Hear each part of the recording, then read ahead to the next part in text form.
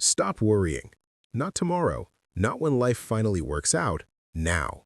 Because when you try to sleep, your mind turns the dark into a courtroom.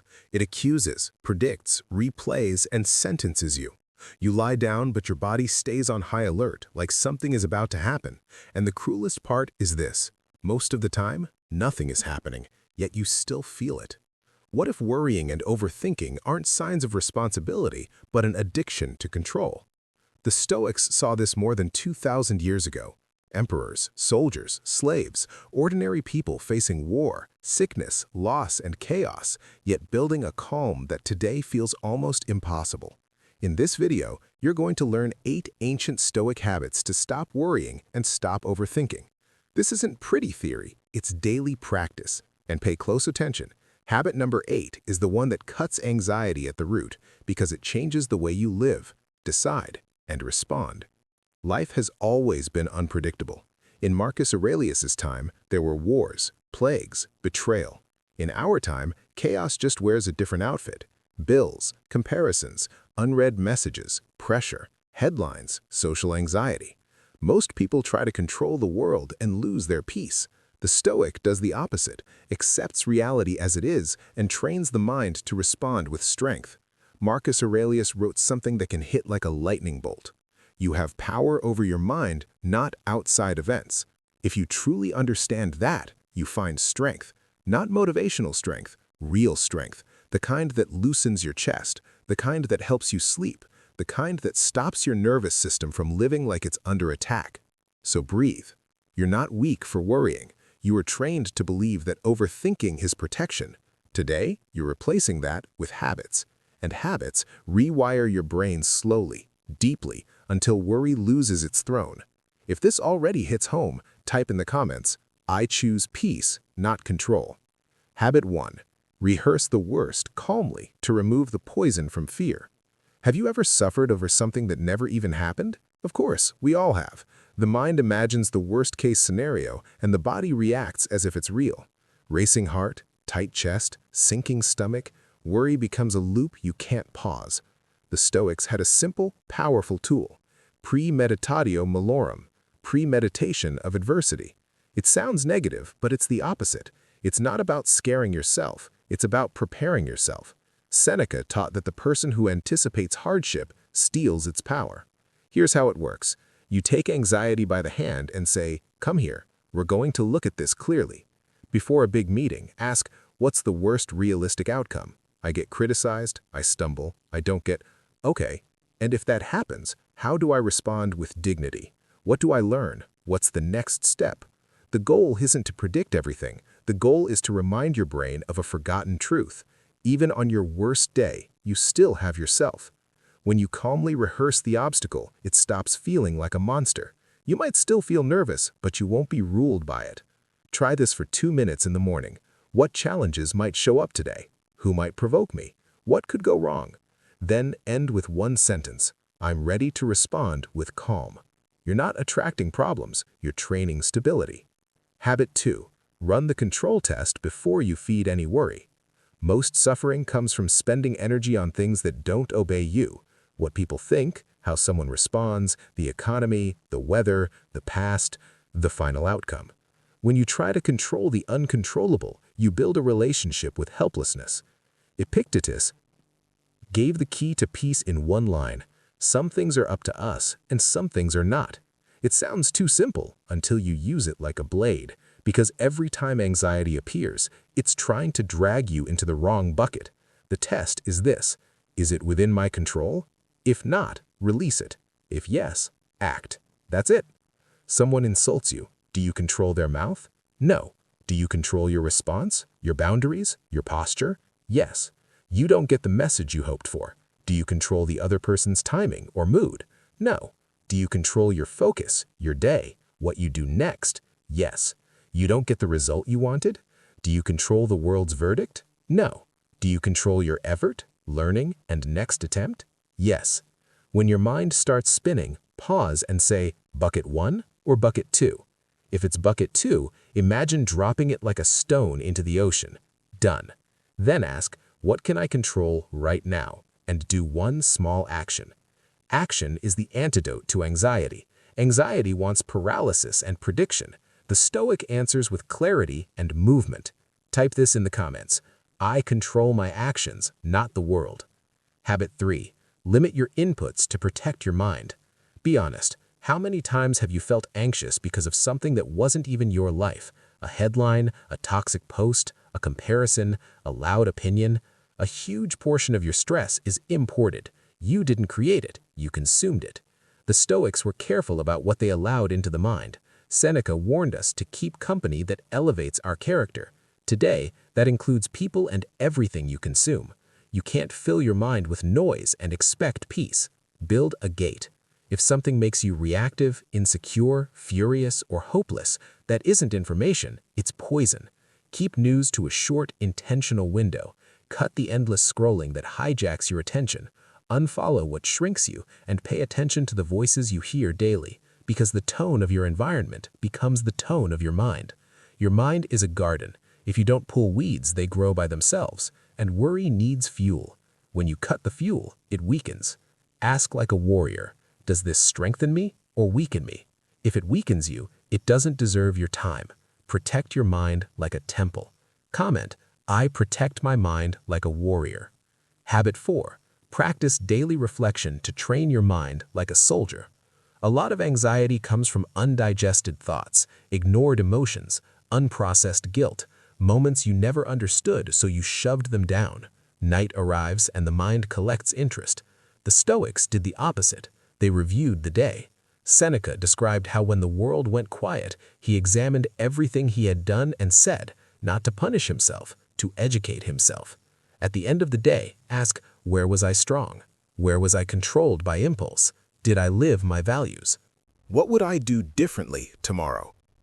This turns anxiety into learning. Because when you look at your day honestly, you stop being a prisoner of unconscious patterns. You start seeing triggers, people who drain you, situations that knock you off center.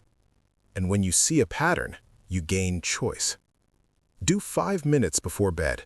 No phone, no noise, just you and a mirror inside. If you can, write it down and don't humiliate yourself. Observe. You're training, not condemning. The person who reflects sleeps with clarity, and the person who sleeps with clarity wakes with direction. Your mind stops spinning when it finally has ground. Habit 5. Love your fate, not just accept it. Do you know where so much worry comes from? Resistance. You wanted it to be different. You didn't want it to end. You didn't want that news. You wanted life to follow your script. When reality refuses, you fight the fact, and fighting facts is exhausting. The Stoics had a radical practice, amor fati, love of fate. It doesn't mean you enjoy pain. It means you stop wasting life hating what has already happened. You look at the event and say, this is part of the path, and I will use it. Marcus Aurelius wrote, the obstacle advances the action. What stands in the way becomes the way. The problem isn't only an enemy, it's material. You didn't choose the loss, but you can choose what it produces in you. You didn't choose rejection, but you can let it teach maturity. You didn't choose the setback, but you can train patience and strategy. How to practice? When something hurts, breathe and say, amor fati. Then ask, how can this shape me? What virtue can I train here? Courage, patience, discipline, humility. When you do this, worry transforms. Fear becomes curiosity. Pain becomes direction. You stop treating fate like punishment and start treating it like training. Habit 6. Stay present so the future can't steal your today. Almost all worry lives in the wrong time. You suffer in an if that doesn't exist yet. What if I fail? What if I get sick? What if it falls apart? You live in an imagined future and forget the present is the only place you have power. Marcus Aurelius told himself to confine his attention to the present. He also wrote, don't let the future disturb you. You will meet it if you must with the same weapons of reason you have today. Look around right now, in this moment. You're breathing, you're here. You survived everything that already happened. The future hasn't touched you, but your mind is already bleeding in advance. Make it physical. When you notice the mind running, return to the body. Feel your feet on the ground. Notice your breath. Hear the nearest sound. Choose one simple thing and be fully in it for 10 seconds. That's you bringing your power back home. Presence isn't passivity, it's a spiritual weapon, because anxiety can't live where reality is clear. Anxiety needs fantasy. Attention cuts fantasy. Comment: I live fully in the present. If this video is helping you, subscribe to the channel DVT Lucas Official. Your life will improve because you'll build the habit of protecting your inner peace and growing in maturity day by day. Habit 7. Choose voluntary discomfort so you don't fear the inevitable. Here's the paradox.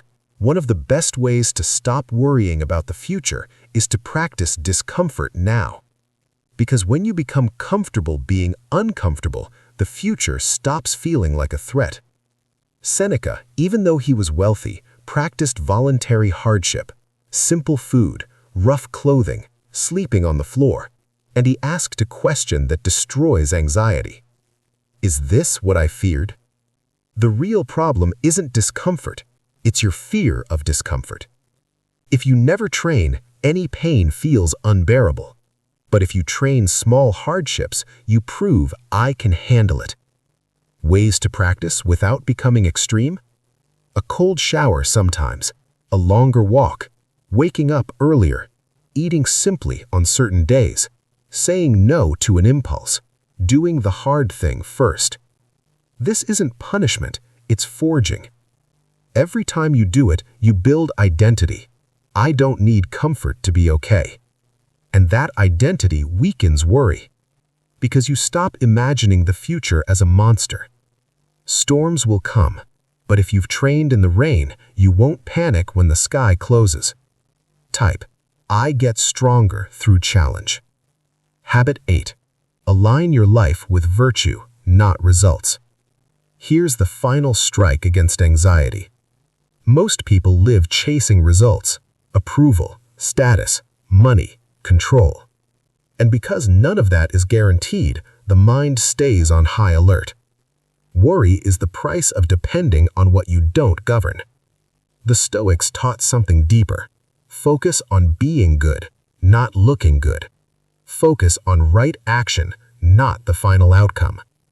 Epictetus said, don't demand that events happen as you wish. Wish that they happen as they do, and you will go on well. That's not surrender, that's freedom. Marcus Aurelius was even sharper.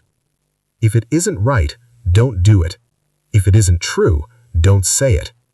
When you live like this, a strange calm appears. Because even if the world rejects you, even if you lose, you know you acted with honor. And a life aligned sleeps quietly. Apply it like this. Before you act, don't ask, will this make me win? Ask, is this right? Before you risk, don't ask, what if I look foolish? Ask, will I grow no matter how it ends? When you fear judgment, ask, was I honest, courageous, disciplined, kind? If yes, you already succeeded. Virtue is the only trophy nobody can steal from you. When you stop depending on outcomes, anxiety loses its power to blackmail you. Comment: I live by virtue, not fear. Worry is a thief of peace. It enters quietly, grows loudly, and if you don't notice, it steals years of your life. But now you have the weapons. You may not control the storms, but you can train your mind to stay calm in the center of them. Remember, you're not here to be shaken by every fear. You're here to govern yourself. Let the world run. Let others panic. You stay steady, simple, present. That is Stoicism. That is power. That is peace. If this helped you, like, share, and subscribe to DVT Lucas Official. Your life will improve because you're building the habit of protecting your inner peace and growing in maturity. And now, I want to hear from you. Which of the 8 habits do you need most today? Write the number in the comments and the sentence, "I choose peace."